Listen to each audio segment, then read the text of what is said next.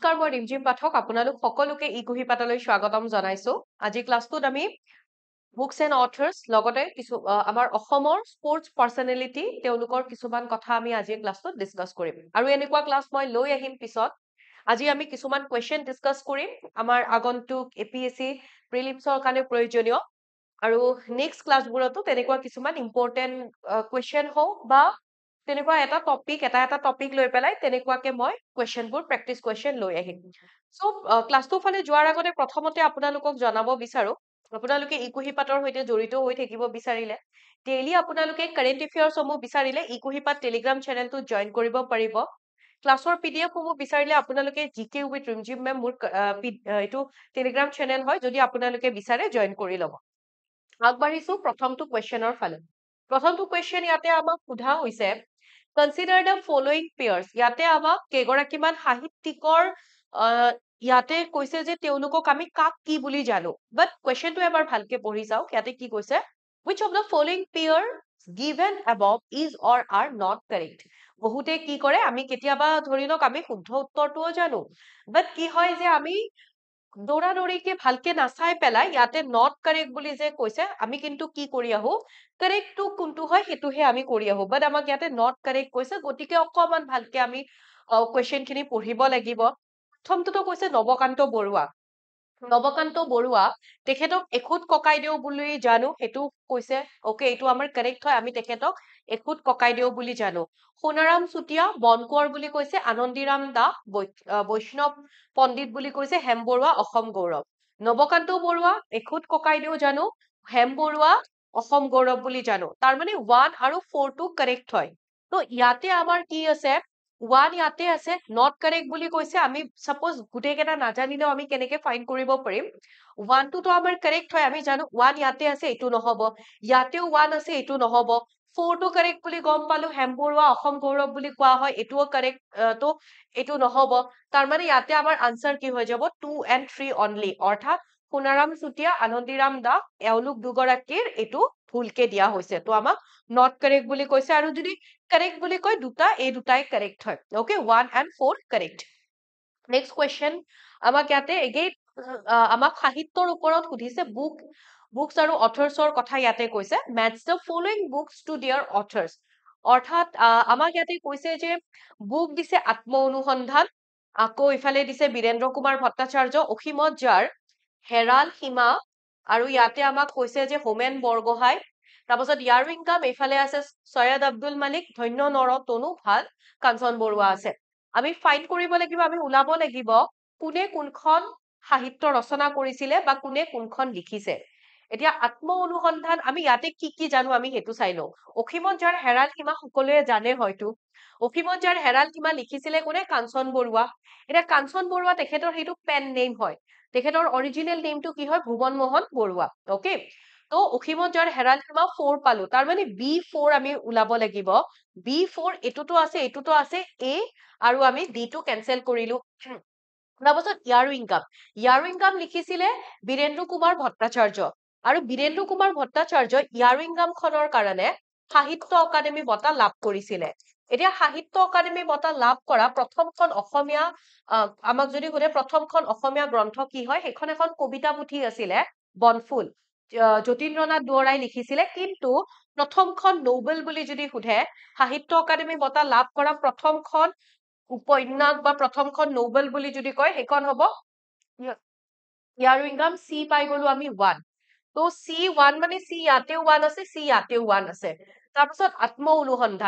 অনুসন্ধান লিখিছিলে হোমেন বৰগোহাঁই তাৰ মানে A2 তো A2 হলে A এটো 2 আৰু বাকি আমাক D3 কৈছে দ্যাট মিন্স ধন্য নৰ তনু ভাল কোনে কাৰ দ্বাৰা ৰচিত হয় সৈয়দ আব্দুল মালিকৰ দ্বাৰা ৰচিত হয় সৈয়দ আব্দুল মালিকৰ আৰু এখন খুব ফেমাস কিতাপ আছে যিখন হৈছে অঘৰী আত্মাৰ কাহিনী হয়তো আপোনালোকে জানে তো ইয়াতে আমাৰ অপশন হৈ যাব অপশন বি কাৰেক্ট হৈ যাব ঠিক আছে next question match the following players to the sports they are associated with কাৰ হৈতে কোনটো স্পৰ্ট জড়িত হয় আমাক ইয়াতে সোধা হৈছে অস্মিতা চলিহা ভোগেশ্বৰ বৰুৱা দুৰ্গা বড়ো শিৱ থাপা ভোগেশ্বৰ বৰুৱা গম পাই আমি যদি চাও ভোগেশ্বৰ বৰুৱা শিৱ থাপা তেওঁলোক দুগৰাকী আমাৰ অসমৰ খেলুৱৈ যোনে অৰ্জুন বঁটাও লাভ কৰিছিলে তো ভোগেশ্বৰ বৰুৱা অৰ্জুন বঁটা লাভ কৰিছিলে 1966ত প্ৰথম গৰাকী অসমীয়া ব্যক্তি তেখেত কিহৰ লগত জড়িত এগৰাকী দৌৰবিদ হয় তেখেত এথলেটিক্স হয় ওকে এথলিট হয় এগৰাকী তো B2 হৈ যাব তো B2 হলে B ইয়াতেও 2 আছে B ইয়াতেও 2 আছে আকৌ আমি ইয়াতে B আৰু C2 অপচন B আৰু C কেনসেল কৰি দিলো তাৰপাছত ক'লে যে শিৱ থাপা কি হয় এগৰাকী বক্সাৰ that means বক্সিংৰ লগত জড়িত তো D4 হলে D ইয়াতে 4 আছে D ইয়াতেও 4 আছে দুটাতে আছে ওকে নেক্সট চাও অস্মিতা চলিহা তেখেত এগৰাকী বেডমিন্টন প্লেয়াৰ হয় তাৰ মানে A3 তো A3 বুলি ক'লে এইটো 3 হৈ যাব তো দুৰ্গা বড়ো তেখেত কি হয় এগৰাকী ফুটবলাৰ হয় ওকে সো এইটো হৈ যাব আমাৰ 1 তো ইয়াতে পাই গলো আমি A3 Asmita Chaliha badminton B2 Bhogeswar Baruah athletics Durga Boro C1 football Shiva Thapa boxing okay so option D হৈ যাব কাৰেক্ট আনসাৰ এনেকে চাব এইখিনি কোনে কোনটো স্পৰ্টছৰ লগত জড়িত মই আকৌ লৈ আহিম ৰিসেন্ট কি ধৰি লওক কাৰেন্ট নিউজত কাৰ কি প্ৰদৰ্শন দেখুৱাইছে কোনে অসমৰ কোন কোন খেলুৱৈয়ে এইখিনিও লৈ আহিম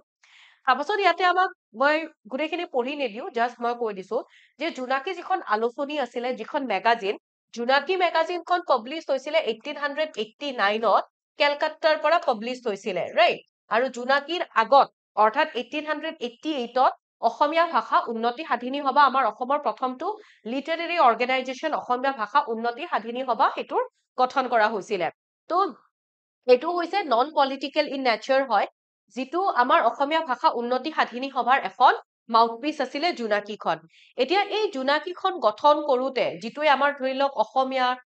আমি কব পাৰো আধুনিক যুগৰ তেনেকুৱাকে সেইটোৰ উন্মোচন বা এটা নতুন যুগৰ আৰম্ভণি কৰে আৰু ইয়াতে জোনাকীৰ ত্ৰিমূৰ্তি বুলি যে আমি কওঁ সেই ত্ৰিমূৰ্তিৰ ভিতৰত তলৰ কোন নাই সেইটো আমাক সুধিছে জোনাকী যুগৰ ত্ৰিমূৰ্তি মানে তিনিগৰাকী ব্যক্তিৰ কথা কোৱা হয় লক্ষ্মীনাথ বেজবৰুৱা চন্দ্ৰকুমাৰ আগৰৱালা আৰু হেমচন্দ্ৰ গোস্বামী নে বৰুৱা হ'ব হেমচন্দ্ৰ গোস্বামী তাৰমানে ইয়াতে হেমচন্দ্ৰ বৰুৱা নহয় বিকজ আমাক ইয়াতে কৈছে ফাইণ্ড দা অড ওৱান ৰাইট তো কোনটো বেলেগ হয় সেইটো আমাক বিচাৰিব দিছে হেমচন্দ্ৰ বৰুৱা পিছৰটো কুৱেশ্যন কৈছে which of the following Assamese have been awarded the prestigious Arjuna Award নিম্নলিখিত ইয়াতে থকা চাৰিগৰাকী ব্যক্তিৰ ভিতৰত কোনে অৰ্জুন বঁটা লাভ কৰিছিল কোনগৰাকী অসমীয়াই অৰ্জুন বঁটা লাভ কৰিছিল সেইটো আমাক ইয়াতে সোধা হৈছে আমি ইয়াতে যদি চাও হিমা দাস তেখেতো কিহৰ লগত জড়িত সুধিলে এথলিট হয় 2018ত তেখেতক অৰ্জুন বঁটাৰে সন্মানিত কৰা হৈছিলে অস্মিতা চলিহা তেখেত নহয় নয়নমণি শইকীয়া তেখেতক 2022 চনত ৰিসেন্টলি যিটো আমাৰ নেশনেল গেমছ হৈছে তাতেও নয়নমণি শইকীয়া তেখেত লন বলৰ লগত জড়িত লন বলতো তেখেতে তাতে মেডেল লাভ কৰিবলৈ সক্ষম হৈছে গোল্ড মেডেল আৰু নয়নমণি শইকীয়াই 2022ত হৈছিলে কমনৱেলথ গেমছ ওকে তো যিটো কমনৱেলথ গেমছ হৈছিলে সেই কমনৱেলথ গেমছত তেখেতে তাতে চাৰিজনীয়া টিম আছিলে তাতে তেওঁলোকে গোল্ড মেডেল লাভ কৰিছিলে ওকে আৰু সেই বছৰতে আমাৰ ভাৰত চৰকাৰে তেখেতক অৰ্জুন বঁটাৰে সন্মানিত কৰিছে লগতে তেখেতক অসম চৰকাৰে অসম সৌৰভ বঁটাৰে সন্মানিত কৰিছে দীপাংকৰ ভট্টাচাৰ্য তেখেত আমাৰ প্ৰথম গৰাকী অসমীয়া ব্যক্তি আমি যদি আফটাৰ ইণ্ডিপেণ্ডেন্স বা আমি যদি স্বাধীন অসমৰ কথা যদি কওঁ এনে যদি আমাক সোধে অলিম্পিকত অংশগ্ৰহণ কৰা প্ৰথম গৰাকী ব্যক্তি অসমৰ পৰা তেতিয়া কেতিয়াবা আপোনালোকে অপচনত তালিমেৰান আও দেখিব পাৰে তালিমেৰান আও জুন 1948ত তেওঁ যিটো আমাৰ নাগা হিলছৰ পৰা তেখেতে পাৰ্টিচিপেট কৰিছিলে ফুটবলাৰ আছিলে আৰু সেইখিনি সময়ত আমাৰ অবিভক্ত অসম আছিলে ৰাইট আনডিভাইডেড আসাম তাৰমানে নাগা হিলছ অসমৰে পাৰ্ট আছিলে 1963ত নাগালেণ্ড হিচাপে এখন বেলেগ ৰাজ্যৰ গঠন হয় তো তেনেকে আমি অপচনত চাব লাগিব কাৰ কথা কোৱা হৈছে কিন্তু কালিমেৰান আও নিদি কেতিয়াবা ডাইৰেক্ট আমাক সোধে যে অসমৰ পৰা অলিম্পিকত অংশগ্ৰহণ কৰা প্ৰথম গৰাকী অসমীয়া কোন হয় যদি সোধে তেতিয়া দীপাংকৰ ভট্টাচাৰ্য বুলিও থাকে অপচনত তেখেত হ'ব তেখেতে 1992 আৰু 1996ত বাৰ্চিলোনা আৰু আটলান্টা অলিম্পিকছত তেখেতে অংশগ্ৰহণ কৰিছিল আৰু তেখেত এগৰাকী বেডমিন্টন প্লেয়াৰ হয় তেখেতে অংশগ্ৰহণ কৰিছিল কিন্তু কোনো তেখেতে মেডেল লাভ নকৰিলে তেখেতকো অৰ্জুন বঁটাৰে সন্মানিত কৰা হোৱা নাই ইয়াৰে ভিতৰত দুগৰাকী ব্যক্তিক সন্মানিত কৰা হৈছে এগৰাকী হিমা দাস আৰু এগৰাকী নয়নমণি শইকীয়া তো 1 and 3 তো 1 and 3 হলে অপশন সি হ'ব কাৰেক্ট আনসাৰ এতিয়া আকৌ আমাৰ অসমৰ পৰা কাক কাক অৰ্জুন বঁটাৰে সন্মানিত কৰা হৈছে বুলি যদি সোধে তেতিয়াহলে প্ৰথমটো হয় 1966ত ভোগেশ্বৰ বৰুৱা ভোগেশ্বৰ বৰুৱা 1966 তেখেতক অৰ্জুন বঁটাৰে সন্মানিত কৰা হৈছিলে, প্ৰথম গৰাকী অসমীয়া। তাৰ পাছত মনালিছা বৰুৱা মেহতা 1987। ভোগেশ্বৰ বৰুৱা এথলিট হয় এগৰাকী। মনালিছা বৰুৱা মেহতা তেখেত লন টেনিছৰ লগত তেখেত জড়িত হয়, টেনিছৰ লগত। আৰু এইফালে আমি যদি চাওঁ এইফালে তাৰপিছত থাৰ্ড আছিলে জয়ন্ত তালুকদাৰ, তেখেতক 2006 সন্মানিত কৰা হৈছিলে। তাৰপাছত আহে শিৱ থাপা প্ৰথম গৰাকী অসমীয়া, মানে অসমৰ পৰা পাৰ্টিচিপেট কৰা প্ৰথম গৰাকী বক্সাৰ হয়, অলিম্পিকত পাৰ্টিচিপেট কৰা। আৰু অলিম্পিকত পাৰ্টিচিপেট কৰা আটাইতকৈ য়াংগেষ্ট বক্সাৰ বুলি যদি সোধে শিৱ থাপা, তেখেতক 2016। তাৰপাছত লাভ কৰে হিমা দাসে লাভ কৰিছিলে 2018। তাৰপাছত লভলীনা বৰগোহাঁই যিটো 2020 টকিঅ' অলিম্পিক্স হৈছিলে তাতে তেখেতে বক্সিঙত ব্ৰোঞ্জ মেডেল লাভ কৰিছিলে। 2020 লাভ কৰে তেখেতে অৰ্জুন বঁটা। তাৰপাছত মেজৰ ধ্যানচাঁদ খেল ৰত্ন বঁটাও লাভ কৰে। আৰু একেবাৰে লাষ্টত আমি যদি চাওঁ ৰিচেণ্ট নয়নমণি শইকীয়া অসমৰ পৰা জুন 2022 চনত লাভ কৰিছিলে। তো অসমৰ পৰা অৰ্জুন বঁটা লাভ কৰা ব্যক্তিসকলৰ ভিতৰত এই 7 গৰাকী ব্যক্তি আছে। তাৰপিছত ইয়াতে আমাক আন এটা কুৱেশ্যন সুধিছে, which of the following statements about Samir তাঁতী is true? সমীৰ তাঁতীৰ বিষয়ে তলৰ কোনটো শুদ্ধ বুলি কৈছে? সমীৰ তাঁতীয়ে 2024 চনত সাহিত্য অকাডেমী বঁটা লাভ কৰিছে। অসমীয়া ভাষাটোৰ কাৰণে আছামিজ লেংগুৱেজত তেখেতে সাহিত্য অকাডেমী বঁটা লাভ কৰিছে 2024 চনত। কিন্তু আমাক কৈছে তেখেতৰ যিখন নোবেল কদম ফুলৰ ৰাতি, সেইখনৰ কাৰণে কদম ফুলৰ ৰাতিৰ কাৰণে নহয়, এইটো ৰং হব। কিয়? ইয়েছ, এইটোতো হয় 2024ত লাভ কৰিছে, বাট সেইখন কদম ফুলৰ ৰাতি নহয়। এইটো মনত ৰাখিব, কদম ফুলৰ ৰাতি সমীৰ তাঁতীয়ে ৰচনা কৰিছিলে। এইখন এখন তেখেতৰ ইম্পৰ্টেণ্ট ৱৰ্কছৰ ভিতৰত এখন আহে। তেখেতে যিখন ৰচনা কৰিছিলে, যিহৰ কাৰণে তেখেতে সাহিত্য অকাডেমী বঁটা লাভ কৰিছে, সেইটো হৈছে ফৰিংবোৰে বাটৰ কথা জানে। অকে, ফৰিংবোৰে বাটৰ কথা জানে, এইখনৰ কাৰণে তেখেতে সাহিত্য অকাডেমী বঁটা লাভ কৰিছে। তাৰমানে অপশ্যন এটো ৰং হব। সাহিত্য অকাডেমী বঁটাৰ কাৰণে 2019ত শ্বৰ্টলিষ্ট কৰা হৈছিলে, কাৰেক্ট। তাৰোপৰি 2012 চনত তেখেতেও Assam valley literary award, Assam উপত্যকা সাহিত্য বঁটাৰেও সন্মানিত কৰা হৈছে। তাৰমানে ইয়াতে আমি যদি চাওঁ 2 and 3, ইয়াতে এইটো 1 বুলি দিওঁ, এইটো 2 আৰু এইটো 3। তো ইয়াতে 2 and 3 হলে অপশ্যন চি হব কাৰেক্ট আনসাৰ। ইয়াতে এতিয়া আমি আমাৰ এতিয়া কোনে 2024 চনত অসমৰ পৰা কোনে সাহিত্য অকাডেমী বঁটা লাভ কৰিছে সেইটো চাই থৈ দিওঁ। যেনেকে অসমীয়া লেংগুৱেজত কলো কবিতা সংকলন ফৰিংবোৰে বাটৰ কথা জানে, সমীৰ তাঁতীয়ে যিখন ৰচনা কৰিছিলে পয়ট্ৰি বুক, সেইখনৰ কাৰণে। তাৰোপৰি বড়ো ভাষাত আৰণ ৰাজা তেখেতৰ নোবেল স্বৰ্ণিত সাক্ষায়খনৰ কাৰণে। আৰু এইবাৰ আমাৰ অসমৰ পৰা সংস্কৃত ভাষাটোতো এইবাৰ আমাৰ অসমৰ পৰা সাহিত্য অকাডেমী বঁটা লাভ কৰিছে। সাহিত্য অকাডেমী এটা লিটাৰেৰী এৱাৰ্ড হয়, ছেকেণ্ড হাইয়েষ্ট, আমাৰ ইণ্ডিয়াৰ ছেকেণ্ড হাইয়েষ্ট লিটাৰেৰী এৱাৰ্ড। আৰু সংস্কৃত ভাষাত ভাস্কৰচৰিতম, সেইখনৰ কাৰণে দীপক শৰ্মা তেখেতে সাহিত্য অকাডেমী বঁটা লাভ কৰিছে। পিছৰটো কুৱেশ্যন ইয়াতে কৈছে, which of the following statements about য়েছে দৰ্জে থংচী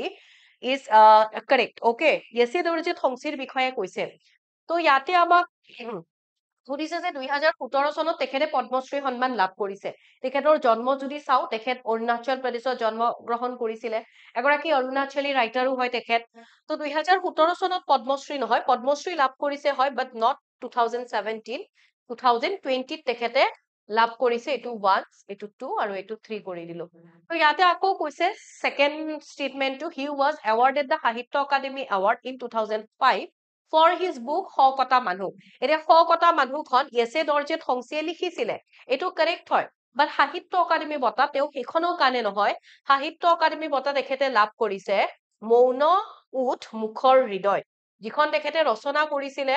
মৌন ওঠ মুখৰ হৃদয়, সেইখনৰ কাৰণেহে তেখেতে 2005 চনত সাহিত্য অকাডেমী বঁটা লাভ কৰিছিলে। তাৰোপৰি ৰিচেণ্টলি কি কৰিছে, 2024ত আমাৰ অসম চৰকাৰে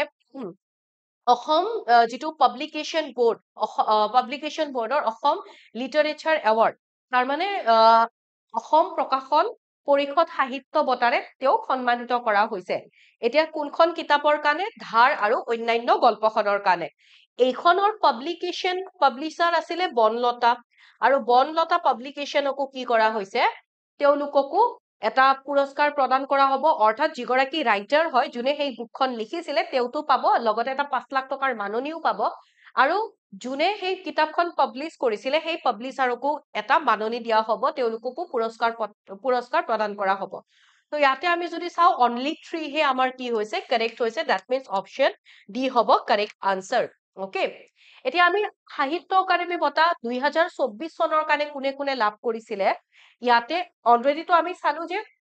সাহিত্য অকাডেমি কোনে লাভ কৰিছিলে এতিয়া আমি চাই লও শিশু সাহিত্য অৰ্থাৎ যেটো সাহিত্য অকাডেমি যেটো বাল পুৰস্কাৰ হয় সেই বাল পুৰস্কাৰ কোনে লাভ কৰিছিলে আৰু সাহিত্য অকাডেমি যেটো যুৱা পুৰস্কাৰ হয় যুৱা পুৰস্কাৰ বা যুৱ পুৰস্কাৰ হেতু কোনে লাভ কৰিছিলে তো বাল পুৰস্কাৰ বুলি ক'লে যিসকল ৰাইটাৰে শিশু বিষয়ক কিতাপ তেনেকুৱা লিখে আৰু যুৱা পুৰস্কাৰ বুলি ক'লে যিসকল ইয়াং I think 35 years মান তেনেকুৱা আছিলে হিমানখিনি বয়সৰ সেইখিনি ৰাইটাৰবোৰক সেইখিনি মান বয়সৰ ৰাইটাৰবোৰক এটা মানে তেওঁলোকক উৎসাহ জনোৱাৰ কাৰণে তেনেকে সাহিত্য অকাডেমি যুৱ পুৰস্কাৰ বা যুৱ বঁটা প্ৰদান কৰা হয় 2024 ৰ কাৰণে সাহিত্য অকাডেমি বাল পুৰস্কাৰ অসমীয়া ভাষাটোৰ কাৰণে লাভ কৰিছে ৰঞ্জু হাজৰিকা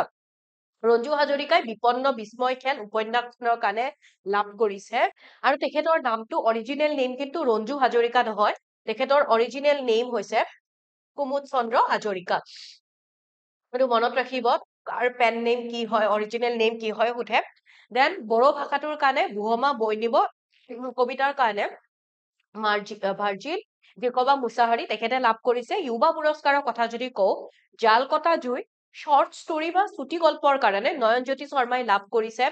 তাৰোপৰি বড়ো ভাষাটোৰ কাৰণে যুৱা পুৰস্কাৰ সাইক্লুম চুটি গল্প বা শৰ্ট ষ্টৰিটোৰ কাৰণে ৰাণী বড়ো তেখেতে লাভ কৰিছে এইখিনি আপোনালোকে মনত ৰাখি থৈ দিব খুব ইম্পৰ্টেন্ট হয়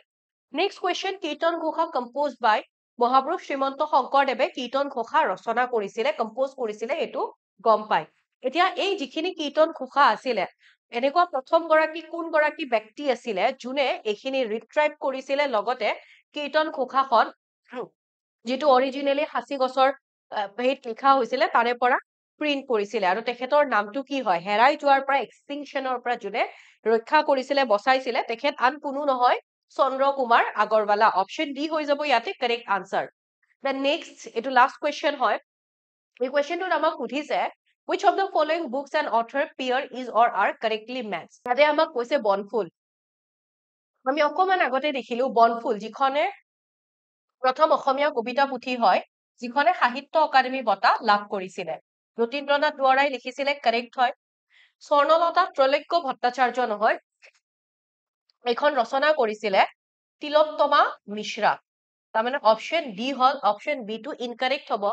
কাঠনিবাৰী ঘাট মহিম বৰাই লিখিছিলে সাৰথী সত্যনাথ বৰাই লিখিছিলে তো 1 3 and 4 হৈ গ'ল কাৰেক্ট আনসাৰ তো 1 3 and দুটা আহি গৈছে এটা সাপোজ 2 কৰি দিও 1 2 and 4 কৰি দিও এটা 1 2 and 4 তো ইয়াতে আমাৰ কাৰেক্ট আনসাৰটো আমি কি পাই গলো 1 3 and